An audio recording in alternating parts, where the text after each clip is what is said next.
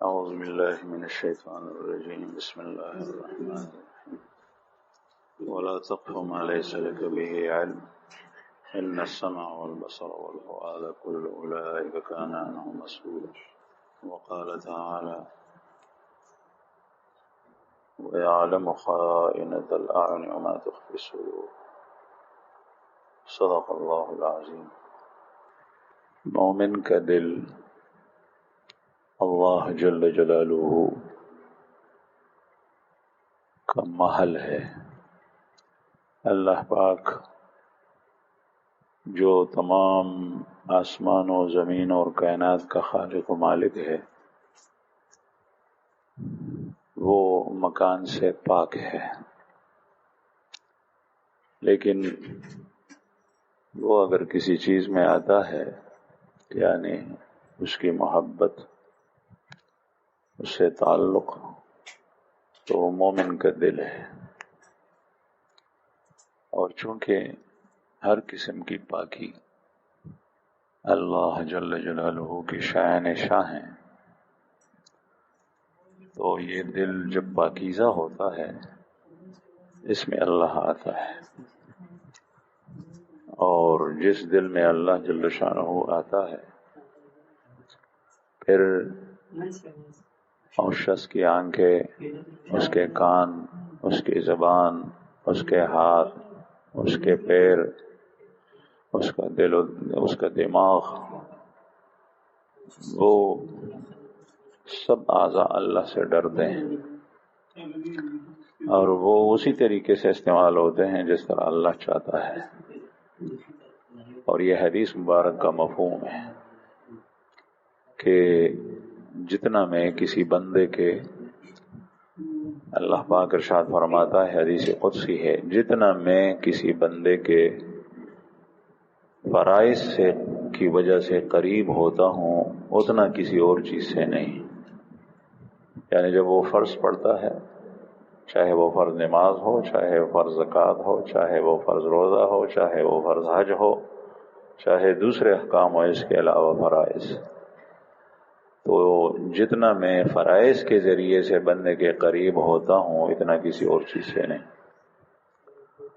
اور فرائض کے بعد جب وہ نوافل پڑھتا ہے تو پھر میں اور قریب ہوتا ہوں، یہاں تک کہ میں اس کے آنکھیں بن جاتا ہوں جس سے وہ دیکھتا ہے، کان بنتا ہوں جس سے وہ سنتا ہے، ہاتھ بنتا ہوں جس سے وہ پکڑتا ہے، پیر بنتا ہوں جس سے وہ آگے کسی جگہ کی طرف جانے کی کوشش کرتا ہے۔ اور اس کا مطلب یہ ہے کہ یہ سارے کے سارے اعضاء وہ اللہ جل شانہ کی چاہت، اس کی رضا، اس کی خوشنودی میں استعمال ہوتے ہیں۔ جن کاموں سے اللہ ناراض ہوتا ہے اس میں یہ استعمال نہیں ہوتا۔ تو دل، مومن کا دل، اس میں اللہ پاک آتا ہے، اور اس کی محبت، اس کی یاد، اس کا ڈر اور خوف، تقوی اور للہیت، اخلاص اور خشوع، یہ ساری کی ساری چیزیں مومن کے دل میں آتی۔ لیکن یہ دل پاک ہو، پاکیزہ ہو۔ ظاہر ہے کہ اللہ جل شانہ پاک ہے۔ سبح للہ ما فی السماوات وما فی الارض، یسبح للہ، اللہ جل شانہ کی پاکی ساری چیزیں بیان کرتے ہیں، آسمان اور زمین میں جو کچھ ہے وہ پاک ہے۔ یہ مسجد جو اللہ کی طرف منسوب ہے، یہ تمام خانوں میں، تمام گھروں میں یہ خانہ اللہ کا، یہ پاک ہے، اور اس کی وجہ ہے کہ یہ نسبت اللہ کی طرف ہے۔ اور جس مسجد کے اندر باتیں ہوں، دنیا کی باتیں ہوں، یا اللہ جل شانہ کی عبادت اور اللہ کے ذکر کے علاوہ چیزوں کے لیے استعمال ہوں، تو اس مسجد سے روحانیت، اس میں اطمینان اور سکون اس سے نکل جاتی ہے۔ اس میں آدمی نماز پڑھتا ہے، نماز پڑھنے میں مزہ نہیں آتا۔ کسی مسجد میں نماز کے لیے آئے آپ، اس میں آپ کو مزہ آیا، اللہ کا نام لینے میں مزہ آیا، قرآن کریم کی تلاوت میں مزہ آیا، نماز میں توجہ رہی، اس کا مطلب یہ ہے کہ اس مسجد کا بھی اس میں حصہ ہے، یہ مسجد پاک ہے۔ تو اللہ جل شانہ پاک جگہ میں آتا ہے، اور انسان کے اعضاء یہ ایسے ہیں جس طریقے سے پانی کے راستے، پانی کی نالیاں، اگر کسی جوہڑ میں، تالاب میں نالیاں پانی کی گرتی ہیں اور وہ نالیاں صاف پانی کی ہو تو یہ جوہڑ اور تالاب میں پانی جو جمع ہوگا تو وہ صاف ہوگا، اور اگر اس میں جو نالیاں گرتی ہیں، جو نہریں گرتی ہیں، وہ نجس اور ناپاک پانی کی ہو، گھروں سے پانی نکلتا ہے نکاسی کا، گٹر کا پانی ہے، تو ظاہر ہے کہ اس جوڑ کے اندر جو پانی جمع ہوگا وہ ناپاک ہوگا، اب اسے گندگی اور بدبو پھیلے گی۔ اس لیے جرائم پیشہ افراد، ان کے دلوں کے اندر وہ گندگی آتی ہے، نجاست آتی ہے، کالے ہوتے ہیں، ٹیڑے ہوتے ہیں، سختی آتی ہے۔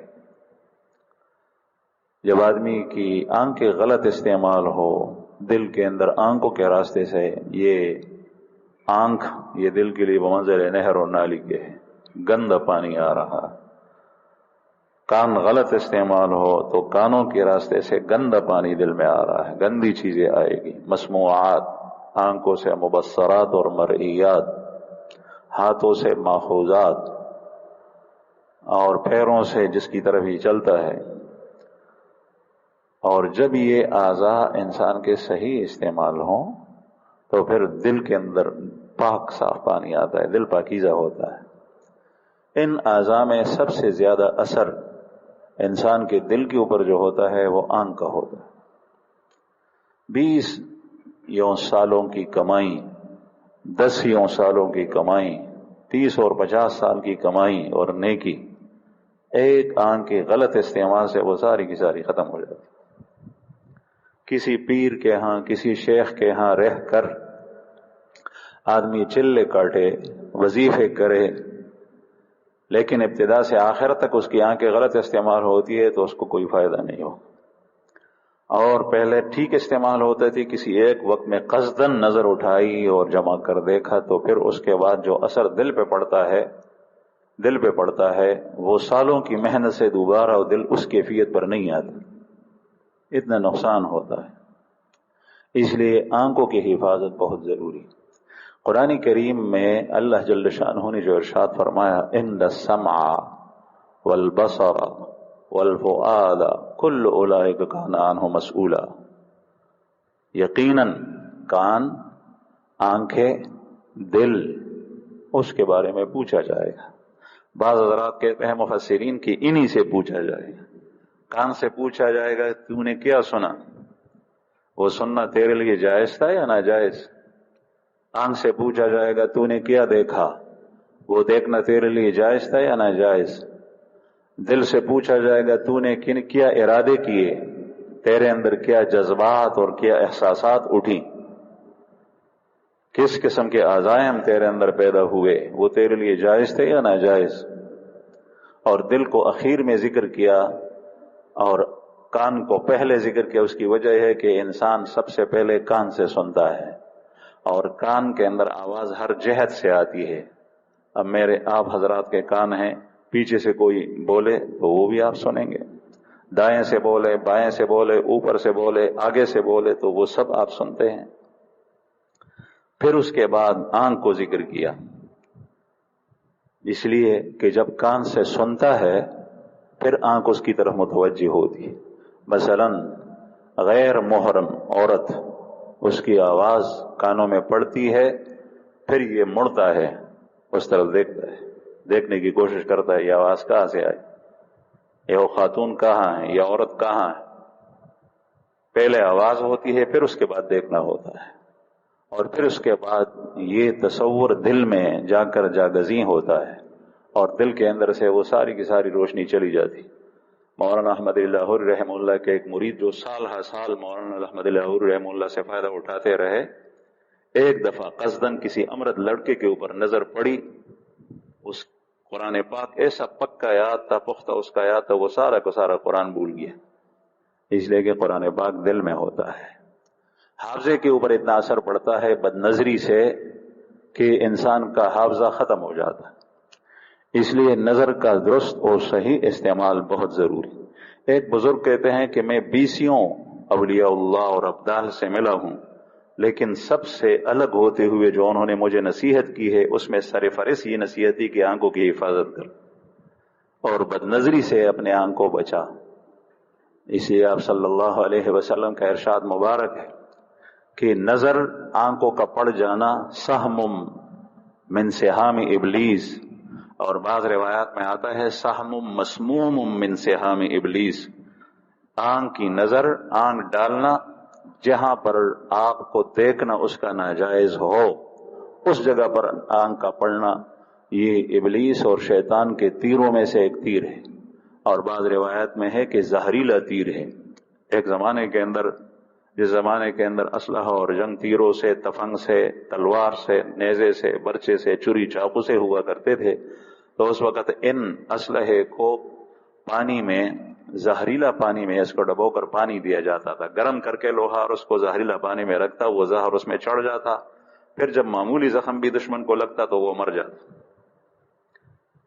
اس زمانے کے اندر سارے لوگ اس کو جانتے تھے، آج کل اس کو کوئی نہیں جانتا. اس لیے آپ صلی اللہ علیہ وسلم نے تشبیہ اس سے دی، سہم مسموم من سہام ابلیس، یہ ابلیس کا ایک زہریلا تیر ہے. بس نظر پڑی معمولی سی، اس زخم کے اندر برچے کا معمولی زخم لگا، لیکن جب لگتا تو وہ زہر فوراً جسم کے اندر پھیل جاتا. اس طریقے سے یہ آنکھ لگتے ہی اس کا زہر جسم کے اندر پھیل جاتا ہے. اس لیے آنکھ کی حفاظت بہت ضروری ہے. رسول اللہ صلی اللہ علیہ وسلم نے اس پر بہت زور دیا. قرآن کریم میں اللہ پاک کا ارشاد ہے، قل للمؤمنین یغضوا من ابصارہم ویحفظوا فروجہم وقل للمؤمنات یغضضن من ابصارہن. آپ اے پیغمبر مومن مردوں سے کہیے کہ وہ اپنی نگاہ کو پست رکھے، نیچے رکھے، اور مومن عورتوں سے کہیے کہ وہ اپنی نگاہ کو نیچے رکھے اور پست رکھے. مردوں کے لیے بھی یہی حکم ہے، عورتوں کے لیے بھی. یہ ابتدا ہے، یہاں سے ابتدا زنا کی، یعنی پہلی قدم اور پہلی سیڑھی وہ نظر ہے، اور اس کی آخری سیڑھی زنا ہے. اس لیے آپ صلی اللہ علیہ وسلم نے ارشاد فرمایا کہ اعضاء میں سے ہر ایک عضو کا زنا ہے الگ الگ، اور آنکھ کی زنا دیکھنا ہے. والفرج یصدقہ یکذبہ، پھر انسان کی شرمگاہ اس کی تصدیق کر دے یا تکذیب. سب سے پہلے ابتدا اس سے ہوتی، بیچ میں درمیان میں بہت سارے اور واسطے ہیں، لیکن اس سے ہوتی ہے ابتدا. تو قرآن کریم میں اللہ پاک نے دونوں کے لیے حکم دیا ہے. علامہ اقبال کے بارے میں کسی کتاب میں دیکھ رہا تھا. علامہ اقبال جو شاعر مشرق سے مشہور ہیں اور ہمارے پاکستان کی بنیاد میں ان کی خدمات ہیں. ان کی داڑھی نہیں تھی لیکن بزرگوں کے پاس بیٹھتے تھے. ایک جگہ ولیمے کی دعوت تھی، اور جس کی دعوت تھی اس کا نام آتا ہے محمد شفیع. اس کو سر محمد شفیع کہتے تھے. ان کو دعوت دی، ان کی فیملی کو بھی دعوت دی کہ آپ اپنے کنبے اور بچوں کو بھی لے کر آئیے گا. یہ اکیلے گئے، بچوں کو ساتھ لے کر نہ گئے. آپ حضرات نے تصویر میں دیکھا ہوگا، داڑھی نہیں تھی اس کی. انہوں نے پوچھا کہ آپ اکیلے ہیں، بچوں کو لے کر نہیں آئے، یعنی عورت کو لے کر نہیں آئے؟ تو انہوں نے کہا کہ میری بیوی پردہ کرتی ہے، وہ نہیں آتی، وہ اپنے آنکھ پر کسی کو لگاتی نہیں. تو انہوں نے کہا کہ یہاں زنان خانہ ہے، عورتوں کے لیے خواتین کے لیے الگ انتظام ہے، آپ مردوں میں نہیں، خواتین کے مجمع میں اس کو لے کر آتی. تو علامہ اقبال نے کیا جواب دیا کہ میری بیوی ان عورتوں سے بھی پردہ کرتی ہے جس کے سر پہ دوپٹہ نہیں ہوتا، اور وہ پردہ خود نہیں کرتی، اس سے بھی پردہ کرتی. اس لیے قرآن کریم میں نساء کی نسبت مسلمانوں کی طرف آتی ہے. مسلمان عورتوں کی جو عورتیں ہیں وہ گھر میں آ سکتی ہے، اجنبی عورتیں نہیں. اجنبی عورت سے مراد کیا ہے؟ وہ کافر عورت ہو، وہ فاسق ہو، وہ بے پردہ ہو، اس کو گھر میں نہ آنے دے. ہمارے گھروں کے اندر اس قسم کی عورتیں آتی ہیں، اس کے سر پہ دوپٹہ نہیں ہوتا، وہ خود باہر بازار کے اندر گلیوں کوچوں میں پھرتی ہے، پردے کا اہتمام نہیں کرتی. تو یہ شخص وہ پردے کا اہتمام کرتا ہے. آج کل ہمارا معاشرہ ایسا ہے کہ بزرگ لوگ، اس کے اندر یہ پابندی نہیں ہوتی. بادشاہ اپنی نظر کی حفاظت کرتے تھے. بادشاہ قطب الدین بختیار کاکی رحمہ اللہ مشہور بزرگ گزرے ہیں ہندوستان میں. اس زمانے کے بادشاہ نے ان کے نام سے مینار بھی بنایا ہے, قطبی مینار, ابھی تک ہند میں ہے, ہندوستان میں. بہت بڑے ولی اللہ تھے, ان کے واقعات ہیں. ان کی ماں نے ان کی عجیب تربیت کی تھی. ان کے جو مریدین تھے وہ بھی کیسے تھے. تو ایک دفعہ قطب الدین بختیار کاکی رحمہ اللہ کا جب انتقال ہوا, مر گئے, تو بہت سارے افراد جنازے میں شریک ہو گئے. تا حد نظر لوگ ہی لوگ تھے, سر ہی سر نظر آ رہے تھے. میت رکھی گئی, جنازگاہ کے اندر صفیں برابر ہوئی, لوگ کھڑے ہو گئے, صفیں تھی دور تک. میت کے پاس حضرت کا ایک مرید جو حضرت کا خادم خاص تھا وہ کھڑا تھا. اب جنازے کے لیے کوئی آگے نہیں ہوا. انہوں نے اعلان کیا کہ سارے حضرات خاموشی سے یہ اعلان سنیں. سب متوجہ ہوئے, کیا اعلان ہے؟ اس لیے کہ جنازہ بہت بڑے ولی اللہ کا ہے. تو کہنے لگا وہ کہ حضرت نے وصیت کی تھی کہ میرا جنازہ وہ شخص پڑا ہے کہ جس کی پوری زندگی کسی غلط جگہ پر نظر نہ پڑی ہو, پوری زندگی بد نظری سے بچا ہو. دوسری شرط یہ تکبیر اولا اس سے کبھی فوت نہ ہوئی ہو. تیسری شرط ہے اس کی تہجد کی نماز قضا نہ ہوئی ہو. چوتھی شرط ہے وہ اتنا عبادت گزار اور اتنا شوق اور ذوق عبادت کے ساتھ رکھتا ہو کہ اس کے اثر کی سنتیں نہ چھوٹی ہوں, اثر کی سنتیں نہ چھوٹی. یہ چار شرائط جس میں ہو تو حضرت نے وصیت کی تھی کہ وہ جنازے کے لیے آگے آ جائے. اب حضرت کی لاش پڑی ہے, اعلان ہوا, سارے لوگوں کو صاف سونپ گیا. عجیب بات کی, اب یہ کس میں یہ شرائط پائی جائے گی؟ پوری زندگی بد نظری میں مبتلا نہ ہوا ہو, تکبیر اولا فوت نہ ہوئے ہو, تہجد کی نماز نہ چھوٹی ہو, اثر کی سنتیں جو مؤکد نہیں ہیں, غیر مؤکد ہے, لیکن غیر مؤکد سنتوں میں سب سے زیادہ اہم ہے اثر کی سنت. نفل نوافل میں جو نماز کے آگے پیچھے پڑی جاتی ہے وہ نہ چھوٹی ہو. تو ایک کچھ دیر تک خاموشی تھی. پھر اعلان ہوا کہ جنازے میں دیر ہو رہی ہے, جو صاحب ہیں تو وہ آگے آ جائیں. تو اس وقت کا بادشاہ بھی اسی مجمع میں شریک تھا جس کا نام تھا سلطان شمس الدین التمش. وہ حضرت سے تعلق تھا, بیعت تھا, مرید تھا, اس کی اجازت ملی تھی. وہ آگے آئے صفوں سے نکل کر. سب سے پہلے تو حضرت کی میت کے اوپر جھکے, پیشانی سے بوسہ لیا اور پھر آنکھوں سے آنسو بہاتے ہوئے کہا کہ حضرت آپ تو پردے میں ہو گئے لیکن ہمیں لوگوں کے اندر رسوا کیا. خود تو چلے گئے لیکن ہمارا پردہ آپ نے فاش کیا. رسوا کرنے کا مطلب یہ ہے کہ میں اپنی نیکی کو ظاہر کرنا نہیں چاہتا تھا اور آپ نے اس کو ظاہر کر دیا دنیا سے تشریف لے جاتے ہو. ہم جب تہجد کی نماز پڑھ لیتے ہیں تو پھر اشاروں میں, صراحتوں میں, کنایوں میں مجمع کے اندر اس کا تذکرہ ہوتا ہے. اچھا بیان کرتے ہیں, اشاروں میں, کنایوں میں, صراحت میں اس کا تذکرہ ہوتا ہے کہ کوئی میری بیان کی تعریف کرے.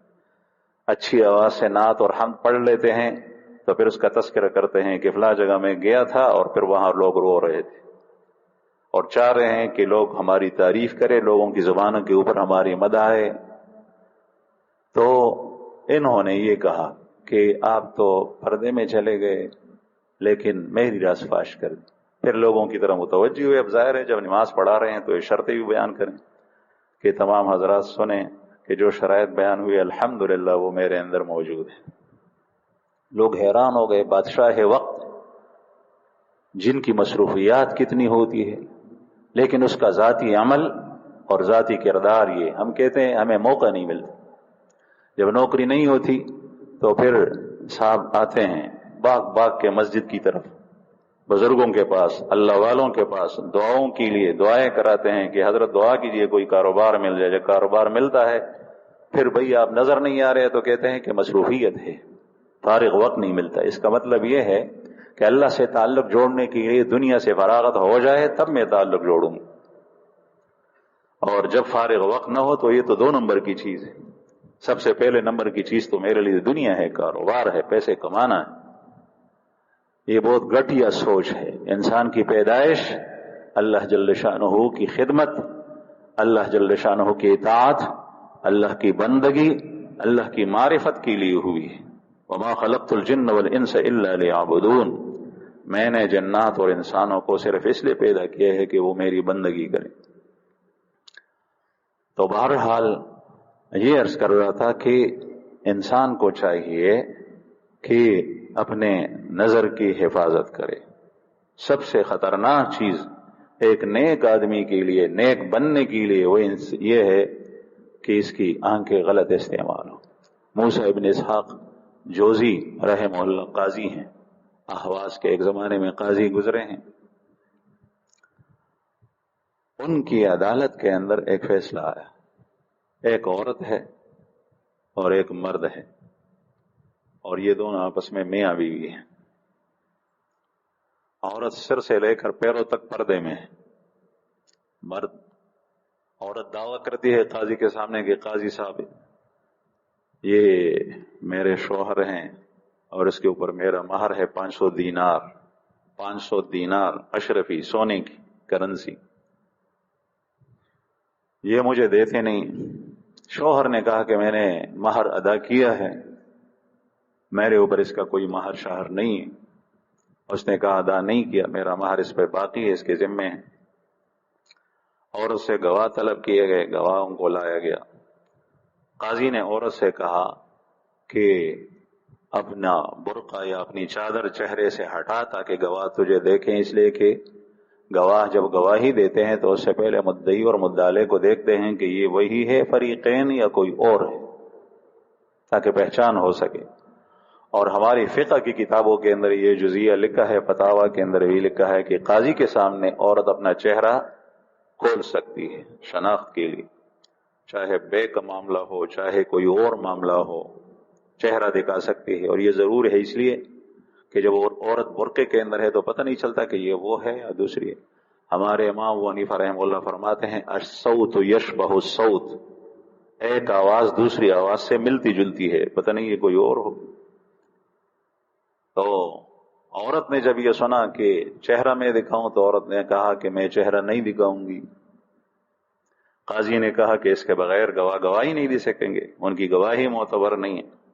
عورت نے کہا کہ میرے پیسے نہیں ہیں شوہر کے اوپر، شوہر کے اوپر میرے پیسے نہیں ہیں، میں اپنے دعوی سے واپس ہوتی ہوں لیکن میں چہرہ نہیں دکھاؤں گی۔ شوہر نے دیکھا کہ میری بیوی اتنی غیرت کرتی ہے اور پردہ چہرہ نہیں دکھاتی، تو اس نے کہا کہ وہ 500 دینار بھی ہیں، اس کے ساتھ 500 دینار اور ہیں۔ تو قاضی صاحب حیران ہو گئے اور دونوں کو چلتا کر دیا کہ آپ چلے جائیں، اس لیے فیصلہ ہو گیا۔ یہ نظر سے بچاؤ۔ نبی کریم صلی اللہ علیہ وسلم ایک دفعہ اپنے زنان خانے میں تشریف فرما تھے، ایک صحابی آئے، عبداللہ ابن ام مکتوم، نابینا صحابی ہے، دونوں آنکھوں سے معذور، کبھی کبھی اذان بھی دیتے تھے، راستہ خطا کر گئے، اس طرف آئے۔ رسول اللہ صلی اللہ علیہ وسلم کی ازواج مطہرات میں دو وہ سامنے کھڑی تھی، ام سلمہ اور حضرت میمونہ رضی اللہ عنہما، اور ان کی نظر عبداللہ ابن مکتوم کے چہرے کے اوپر پڑی اور ہٹی نہیں سامنے سے۔ آپ صلی اللہ علیہ وسلم نے ان سے فرمایا پردے میں ہو جاؤ۔ انہوں نے کہا کہ یا رسول اللہ الیس هو اعمی، کیا یہ نابینا نہیں ہے؟ یہ تو نابینا ہے، آنکھوں سے معذور ہے۔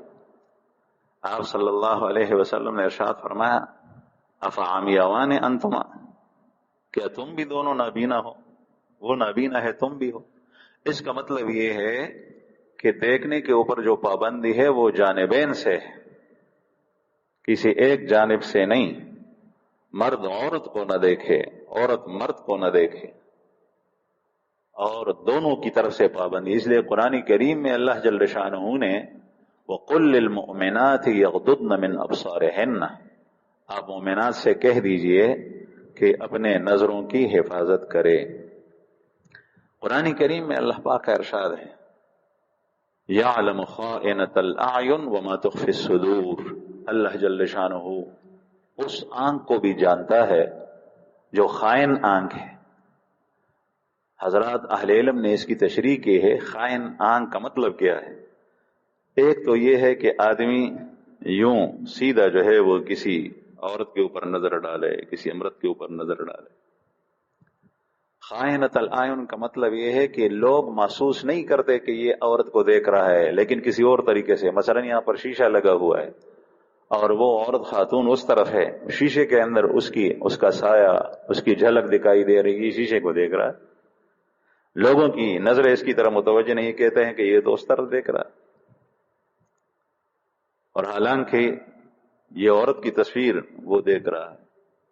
آج کل موبائل ہیں، راستے کے اندر، بازار میں، شہر کے اندر جاتا ہے تو نظر اس کی نیچے ہے، کسی کی طرف نہیں دیکھتا، لیکن اس کے پاس موبائل ہے اور اس موبائل کے اندر دنیا بھر کی تصاویر موجود ہے، عورتوں کی، مردوں کی، اس کے اندر ویڈیوز ہے. اپنے گھر کے اندر، گھر کے کونے میں، کمرے کے اندر بیٹھ کر یہ اس موبائل کے اندر ساری چیزیں دیکھتا ہے. تو یعلم خائنۃ الاعین وما تخفی الصدور اس کے اندر یہ داخل ہے.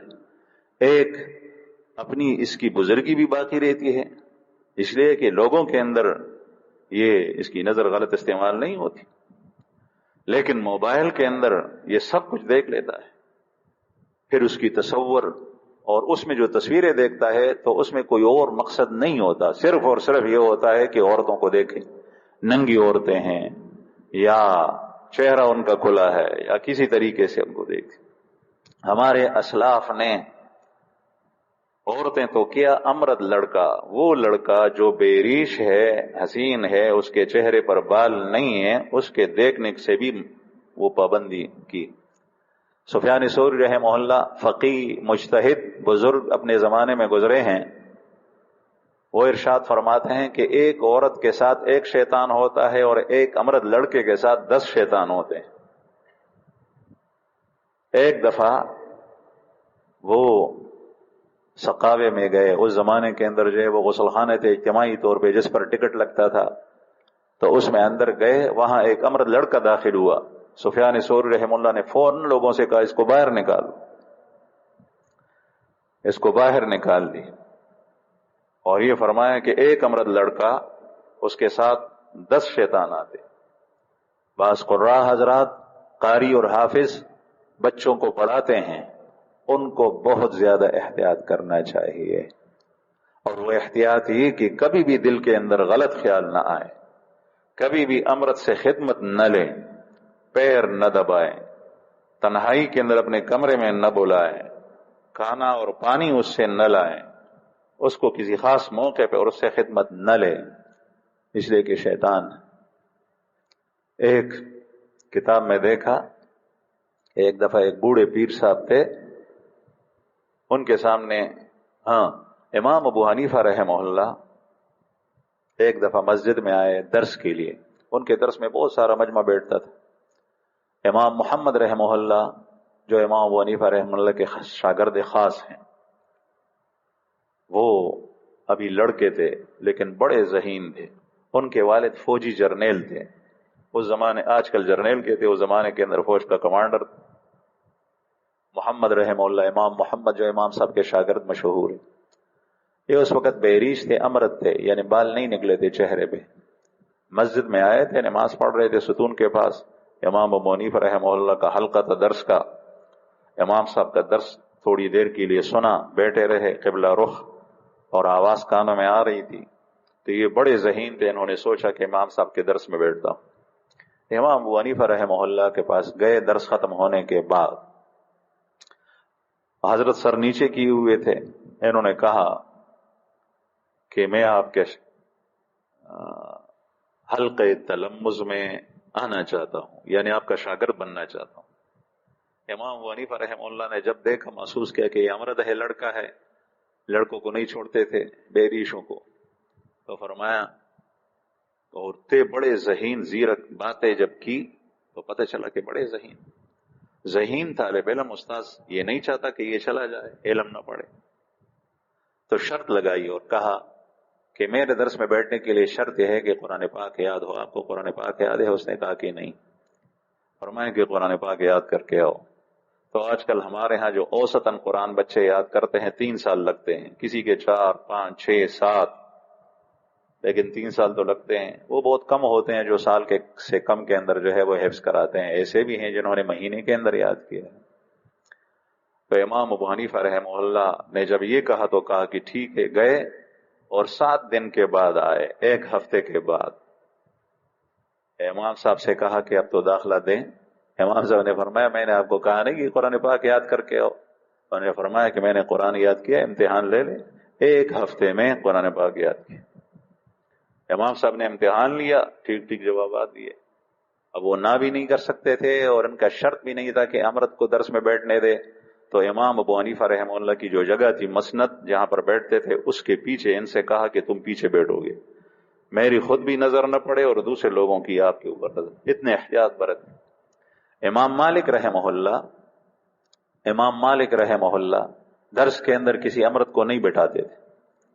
ایک عالم ہے وہ کہتے ہیں کہ میں اس زمانے میں جب کہ میرے بال نہیں نکلے تھے میں چپکے سے آ کر بیٹھتا تھا. امام مالک رحمہ اللہ کو بعد میں پتہ چلا، پتہ نہیں 100 حدیثیں یا کتنی حدیثیں میں نے یاد کی تھی، ان کو پتہ چلا تو کہتے کہ 100 ڈنڈے مجھے لگائے امام صاحب نے کہ تو میرے درس میں کیوں بیٹھا. اس لیے کہ میں درس میں نہیں چھوڑتا امرت کو. اتنا احتیاط.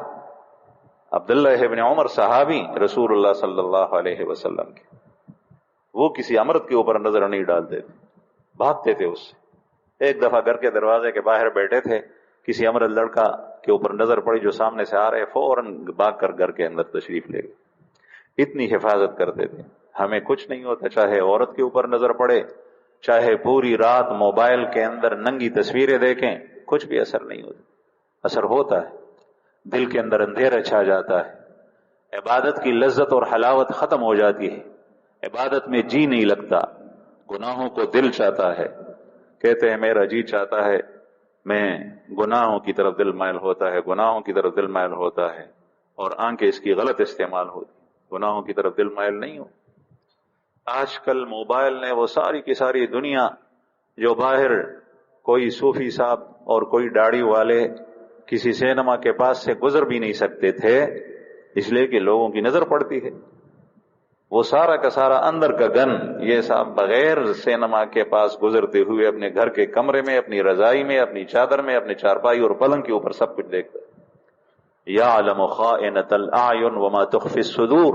اللہ جل شانہ خائن آنکھ کو جانتا ہے، وہ سب کچھ جانتا ہے. وہ آپ کو رضائی میں بھی دیکھتا ہے، بند کمرے کے اندر بھی دیکھتا ہے، سردی میں بھی دیکھتا ہے، گرمی بھی دیکھتا ہے، رات کے اندھیرے میں بھی دیکھتا ہے، ہر جگہ دیکھتا ہے. اس کی نظر سے تو کوئی آدمی وہ نہیں جاتا. ایک پیر صاحب تھے بوڑھے، وہ جاہل تھے، چنانچہ عورتیں اس کے پاس آتی تھی تو اپنے پاس عورتوں کو آنے دیتے تھے، جس طریقے سے آج کل بھی ہے. ہمارے جو بھائی پنجاب میں رہتے ہیں وہاں پر یہ چیز ہے، سنا ہے ہم نے، واللہ عالم. تو کہ خدمت بھی لی جاتی ہے دوسروں کی عورتوں سے، خواتین سے. وہ کہتے تھے کہ میں بوڑھا ہوں، چنانچہ عورتیں ان کے پاس آتی تھی بے محابہ، یعنی بغیر پردے کے. کسی دوسرے بزرگ نے جو سمجھدار تھے ان کو منع کیا کہ بھائی یہ گناہ ہے، یہ گناہ ہے، آپ یہ کام نہ کریں. تو اس نے کہا کہ میں بوڑھا ہو چکا ہوں، گناہ ہوگا تو جوانوں کے لیے ہوگا، میرے لیے تو گناہ نہیں، اس لیے کہ میں بوڑھا ہوں. تو ایک رات رسول اللہ صلی اللہ علیہ وسلم کی زیارت ہوئی اس شخص کو، اور ظاہر ہے کہ وہ لوگوں کی بات نہیں مان رہے تھے. تو اب یہی طریقہ ہوتا ہے. اللہ جل شانہ جس شخص کے ساتھ ارادہ کرتا ہے کہ وہ نیک ہو جائے اور وہ باہر لوگوں میں سے کسی کی نصیحت پر عمل نہیں کرتا تو اللہ تعالیٰ کی طرف سے چوٹ لگتی ہے، ضرب پڑتی ہے. پہلے کمزور سی پڑتی ہے، معمولی سا ڈنڈا پڑتا ہے، اس سے باز آیا تو ٹھیک ہے، نہیں آیا تو پھر سخت چوٹ لگتی. اور یہ زندگی میں ہوتا رہتا ہے. لیکن بہت سارے لوگ ایسے ہیں جو غفلت سے یہ موقع ضائع کرتے ہیں. ٹکر لگ جاتی ہے، گر جاتا ہے، کوئی چیز آتی ہے، اچانک اس میں خلل انداز ہوتی ہے، یہ اللہ تعالیٰ کی طرف سے واردات ہیں، رکاوٹیں ہیں، اور وہ اتنا مہربان ہے کہ براہ راست تمہیں گناہ کرنے نہیں دیتا. لیکن یہ انسان کی شقاوت اور بدبختی ہوتی ہے کہ ان تمام چیزوں کے باوجود اللہ کی طرف سے آتی ہیں ڈنڈے، یہ پھر بھی باز نہیں آتا، تو پھر اللہ جل شانہ یہ چیزیں چھوڑ دیتا ہے. اور یہ انسان کی بدقسمتی ہوتی ہے کہ پھر وہ گناہ میں مبتلا ہوتا ہے اور اللہ کے قہر و غضب میں آ جاتا ہے، اور وہ ساری نورانیت، اچھائی، دل کی پاکیزگی، وہ دل کی پاکی ساری چیزیں ختم ہو جاتی. اس لیے پہلے موقع پر انسان کو چاہیے کہ اللہ جل شانہ کی طرف سے جو ڈنڈا پڑا اس پر عمل کرے، فوراً باز آ جائے. موبائل استعمال کر رہے تھے، اچانک موبائل بند ہو گیا. بھئی کیا وجہ ہے بند ہو گیا؟ چارج تو ہے. تو یہ اللہ کی طرف سے رکاوٹ ہے، اللہ پاک کی طرف سے ایک ڈنڈا ہے کہ بند کرو اس کو. نہیں بند کرتا، پھر دوبارہ کھولنے کی کوشش کرتا ہے تو پھر سخت پڑتا ہے. ایک وقت ایسا آ جاتا ہے کہ پھر اللہ جل شانہ کے ڈنڈے پیچھے سے ہٹ جاتے ہیں، پھر آدمی گناہ میں پڑتا ہے اور وہ شقی اور بدبخت اور مغضوب اللہ کے ہاں بن جاتا ہے. اس شخص نے کہا کہ میں بوڑھا ہو چکا ہوں.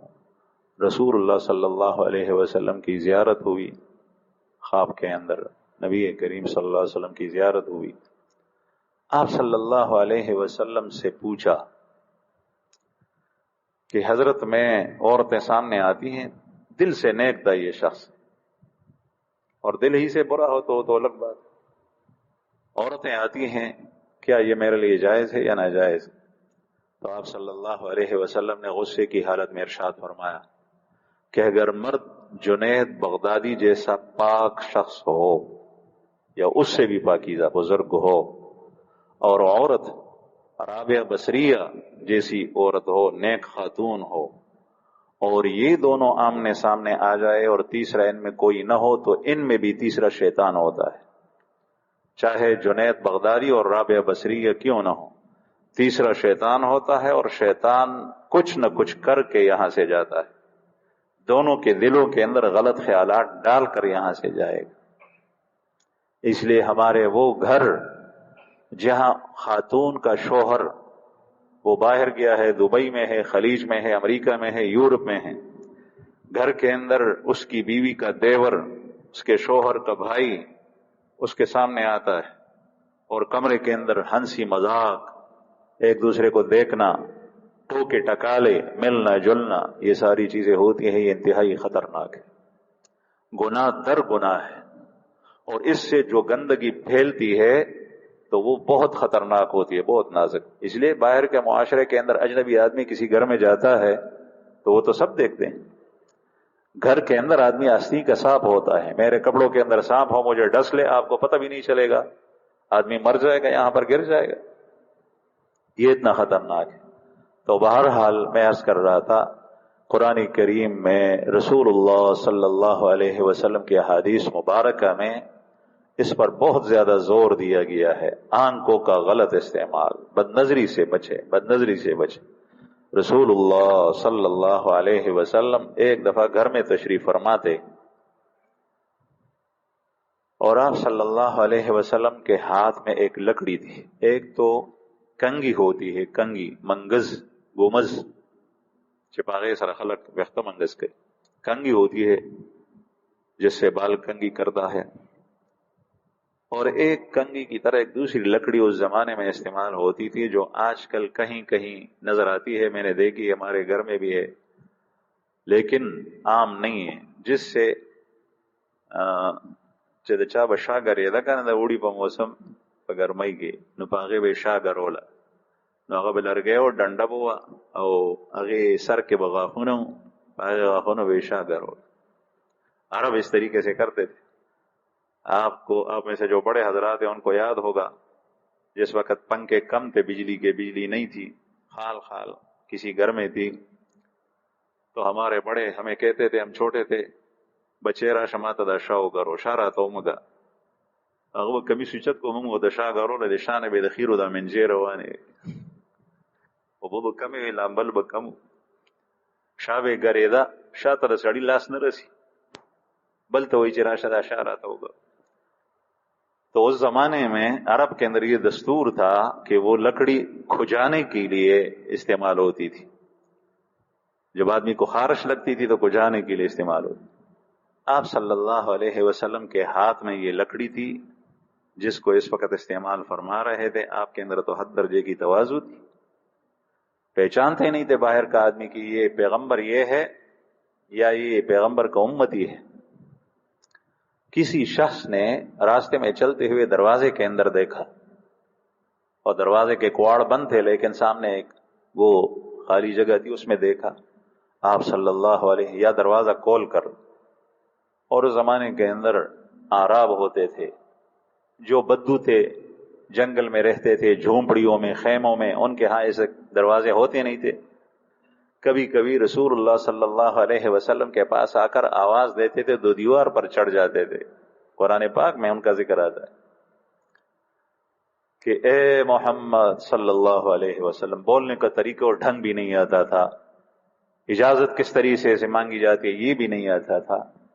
آپ صلی اللہ علیہ وسلم نے 23 سال کے اندر وہ محنت کی اسی امت کے اوپر جو ہم آج کل دیکھ رہے ہیں کہ 23 سال کے اندر ان آراب سے، ان بدوؤں سے، ان دیہاتیوں سے، جنگل کے باسی لوگوں سے کندن بنایا، سونا بنایا، اور وہ اخلاق کے اندر پوری دنیا کی قوموں کے لیے نمونہ اور معیار بن گئے. لیکن یہ انتہائی گرے ہوئے تھے اخلاقی لحاظ سے. تو ایک شخص نے دروازہ کھولا، اندر دیکھا کہ پیغمبر اندر ہے یا نہیں. آپ صلی اللہ علیہ وسلم نے بڑے غصہ ہوئے اور اس کو واپس کر دے کہ باہر ہو جاؤ. فرمایا کہ اگر میں اس سے مارتا، وہ جو میں نے تشریح کی وہ لکڑی جو ہاتھ میں تھی، اگر میں اس شخص کو اس سے مارتا اور اس کی آنکھ نکل جاتی تو میرے اوپر اس کا خون حاضر تھا، کوئی تاوان نہیں آتا. اس لیے کہ اس نے گھر میں کیوں دیکھا؟ نظر کا غلط استعمال، یعنی گھر کے اندر جھانک کر دیکھنے کی کوشش کرنا. آپ صلی اللہ علیہ وسلم نے نظر کی وجہ سے یہاں تک آداب سکھائے ہیں کہ جو آدمی دروازہ کٹکھٹائے تو ایک طرف کھڑا ہو، یا دروازے کے دائیں طرف یا بائیں طرف، سامنے نہ کھڑا ہو. اس لیے ہو سکتا ہے گھر کے اندر مرد نہ ہو اور خاتون ہو، وہ خاتون دروازہ کھولے تو وہ کس حال میں ہے اس کے اوپر نظر پڑ جائے، اس لیے کہ وہ تو گھر میں ہے. آپ صلی اللہ علیہ وسلم نے ارشاد فرمایا کہ نہیں. اور اس شخص کو نبی کریم صلی اللہ علیہ وسلم نے ارشاد فرمایا کہ تو ایسا ایسا ہو جائے. یہ جو اجازت مقرر کی گئی ہے یہ تو اس نظر کی وجہ سے، اور تو نے پہلے دیکھا پھر اس کے بعد اجازت لوگے اب کہ میں اندر آ جاؤں. تو عرض کر رہا تھا کہ ایک تو معاشرے کے اندر نیکیوں کی ضرورت ہے، نیک لوگ، نیک صحبتیں، جن کے معاملات اچھے ہوں، جن کی عبادات میں دلچسپی ہو، یہ کم ہیں. اور پھر جو لوگ ہیں تو شیطان مختلف طریقوں سے ان کو مارنے کی کوشش کرتا ہے تاکہ ان کی ہوئی اصلاح 20 سالوں کی وہ سلب کر دے. اور اس میں سب سے زیادہ خطرناک چیز وہ نظر کا غلط استعمال ہے. ہمارے یونیورسٹیوں میں اور کالجوں کے اندر آج کل مخلوط نظام تعلیم ہے. پھر جو ہے وہ نظر نہیں، نظر کے بعد دوسرے مراحل آتے ہیں، اور اس لڑکے کا اور لڑکی کا اخلاق سارا کا سارا شیطان برباد کر دیتا ہے.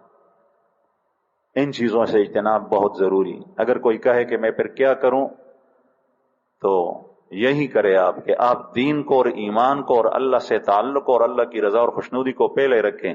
اگر اس کے بغیر نہیں ہوتی یہ چیزیں تو اس کو چھوڑ دے، گولی مار. ایسی تعلیم کے اوپر لعنت کہ جس تعلیم سے آپ کا ایمان، آپ کا دین، آپ کے اخلاق برباد ہو.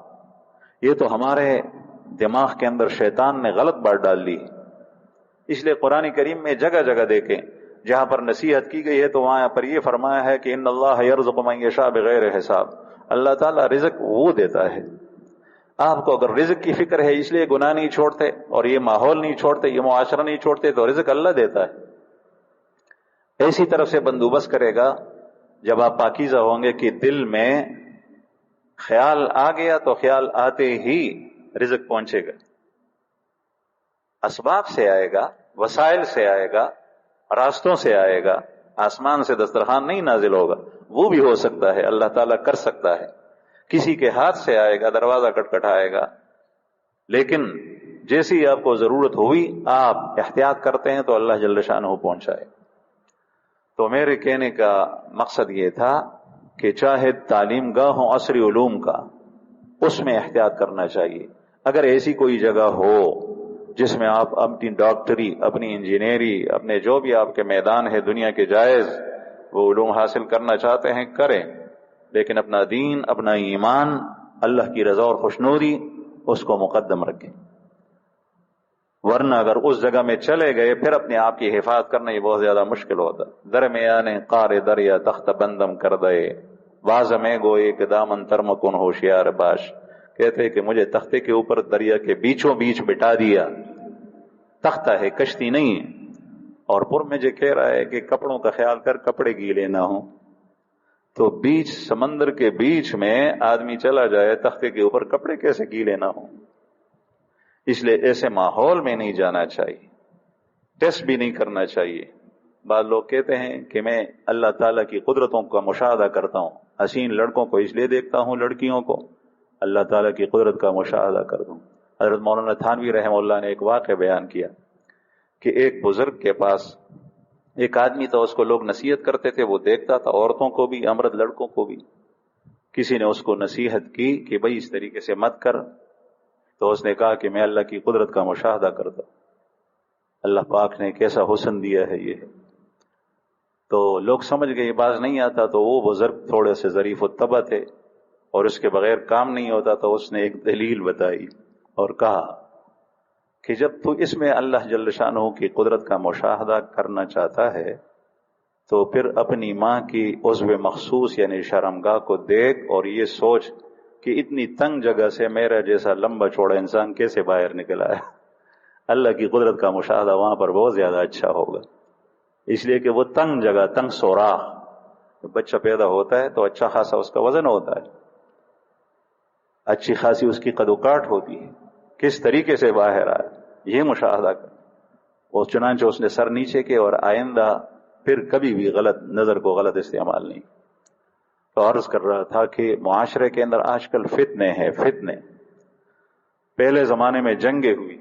حضرت موسیٰ علیہ السلام کا جس وقت کافر بادشاہ سے جنگ ہوا، لشکر کو سامنا ہوا، تو بادشاہ سمجھ گیا دشمن کافر کہ اس لشکر کے ساتھ میں نہیں لڑ سکتا. تو قرآن پاک میں اس شخص کا واقعہ ہے، بالم ابن باعور. پہلے اسے دعا کرا دی، وہ تیار نہیں ہو رہا تھا، پھر لالچ تھی، پھر بھی تیار نہیں ہو رہا تھا. بیوی کے ذریعے سے اس کو تیار کرایا. جب تیار ہوا دعا کے لیے گیا، مستجاب دعوات تھا، دعا کر رہا تھا تو زبان اپنے خلاف اور اپنے بادشاہ کے خلاف چل رہی تھی اور موسیٰ علیہ السلام کے حق میں دعائیں کر رہا. بادشاہ نے کہا یہ تو کیا کرتا ہے، تو ہمیں بد دعا دیتا ہے. اس نے کہا کہ میری زبان میرے اختیار میں نہیں رہی، میں اپنے لیے دعا کرتا ہوں، ان کے لیے بد دعا کرتا ہوں، لیکن وہ الٹی ہو گئی. اب بادشاہ نے کہا کہ تو نے دعا تو کی، اب تو لگے گی ہمارے اوپر، اب طریقہ بتاؤ کیا کریں. تو اس نے کہا کہ حسین لڑکیوں کو دیکھو اور کسی چیز کے بہانے یعنی کوئی انڈے وغیرہ بیچنے کے لیے اس کے لشکر میں بیچو تاکہ لوگ اس کی طرف دیکھ کے مائل ہو جائیں. اگر ایک شخص بھی فحاشی میں، زنا میں مبتلا ہو گیا تو یہ کمزور پڑ جائیں گے. تو انہوں نے ایسا کیا.